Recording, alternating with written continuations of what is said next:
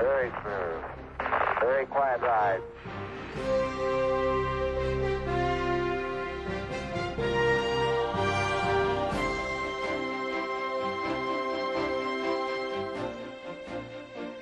After Armstrong and Aldrin had safely returned to the confines of Columbia, the three astronauts took a moment to sum up their accomplishments and to thank those who had made it possible. We feel that this stands as a symbol of the insatiable curiosity of all mankind to explore the unknown. All you see is the three of us, but beneath the surface are thousands and thousands of others. And to those people, tonight we give a special thank you. And to all the other people that are listening and watching tonight, God bless you. Good night from Apollo 11. On a plaque attached to Eagle's descent stage, forever left behind on the surface, contained the inscription, "Here men from the planet Earth first set foot upon the moon, July 1969 AD. We came in peace for all mankind." Greetings from the leaders of 73 nations etched onto a small silicon disc also remained. Apollo 11, this is Hornet, over. Apollo 1, this is Apollo 11, reading your live clear. Our position 1330, 6915. The United States had won the space race for the benefit of all the Earth. Kennedy's promise had been fulfilled. Sadly, Kennedy never had the chance to see the fruits of his dreams.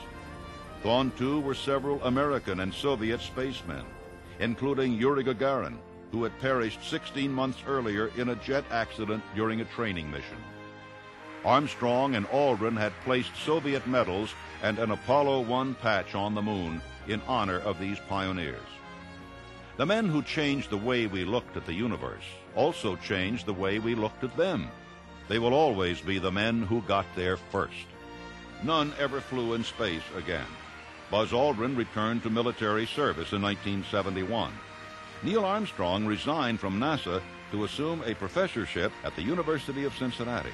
Michael Collins was instrumental in the construction of the National Air and Space Museum and became its first director.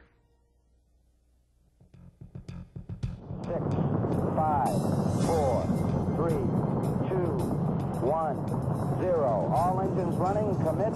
Liftoff. America would go to the moon not once, but twice by the end of the decade. On November 14, 1969, Apollo 12 lifted off from Florida's Kennedy Space Center. At liftoff plus 36 seconds, and again at 52 seconds, the spacecraft was struck by lightning. Every electrical circuit went wild. The actual weather at the Cape was a front that was going by that did not have any thunderstorms in it. And actually what happened was it was about 600-foot overcast with a tops 20,000, and we generated our own static buildup and discharge, but it only took 36 seconds to do that, and what it did was discharge right down our rocket plume, which was just like having a ground wire. Crew members Charles Pete Conrad, Richard Gordon, and Alan Bean, with support from ground control, soon brought the spacecraft back online. Bus light, fuel cell disconnect, AC bus overload, 1 and 2, main bus A and B out.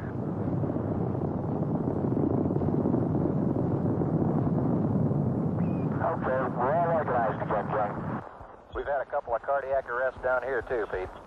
Other than this initial problem, the mission was a success, beginning with an accurate landing on the moon's ocean of storms, only several hundred feet away from the unmanned Surveyor 3 probe.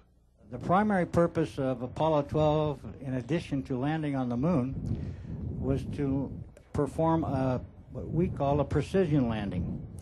We flew 240,000 miles to the moon.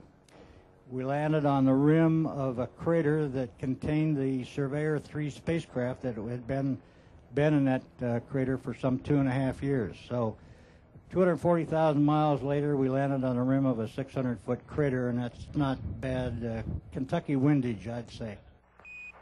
Hey, there it is.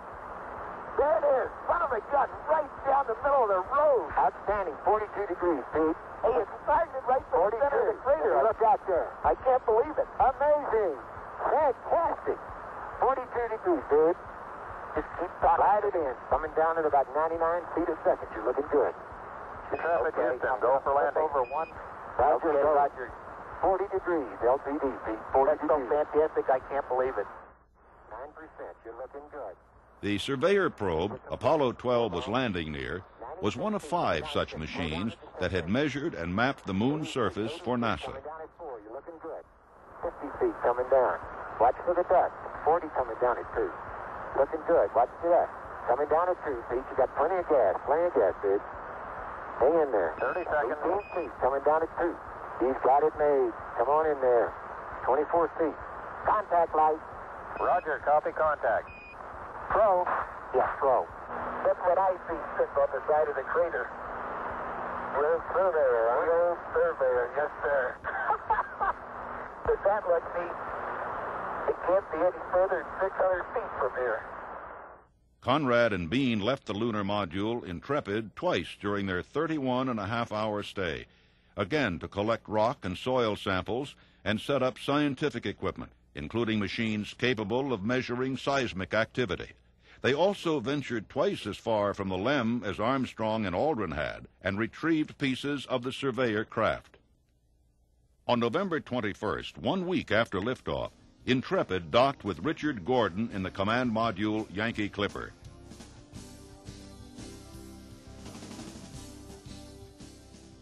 Intrepid was allowed to impact with the moon's surface. Its collision registered on the seismic instruments. Alan Shepard was originally slated to command Apollo 13.